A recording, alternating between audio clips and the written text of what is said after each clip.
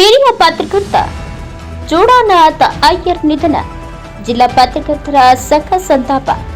ಕಳೆದ 4 ದಶಕಗಳಿಂದ ವಿವಿಧ ಜಿಲ್ಲೆಯ ಪತ್ರಿಕೋದ್ಯಮದಲ್ಲಿ ಸೇವೆ ಸಲ್ಲಿಸಿ ಹೊಸ ದಿಗಂತ ದೈನಿಕ ಪತ್ರಿಕಾ ಸಂಪಾದಕರಾಗಿ ನೇರ ನುಡಿಯ ಪತ್ರಕರ್ತ ಎಂಬ ಹೆಸರು ಪಡೆದಿದ್ದ 78 ವಯಸ್ಸಿನ ಚೂಡಾನಾಥ ಅಯ್ಯರ್ ಅವರು ನಿಧನ ಹೊಂದಿದ್ದು, ಜಿಲ್ಲಾ ಪತ್ರಕರ್ತರ ಸಂಘವು ಜೆಎಂ ರಾಜಶೇಖರ್ ಅಧ್ಯಕ್ಷತೆಯಲ್ಲಿ ತುರ್ತು ಸಭೆ ನಡೆಸಿ ಸಂತಾಪ ಸೂಚಿಸಿದರು.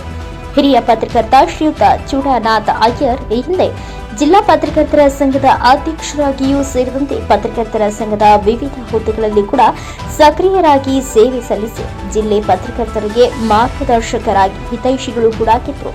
ಶ್ರೀಯುತರಿಗೆ ಮಾಧ್ಯಮ ಅಕಾಡೆಮಿ ಪ್ರಶಸ್ತಿ, ರಾಜ್ಯೋತ್ಸವ ಪ್ರಶಸ್ತಿ ಸೇರಿದಂತೆ 10 ಹಲವು ಪ್ರಶಸ್ತಿಗೆ ಭಾಜನರಾಗಿದ್ದರು.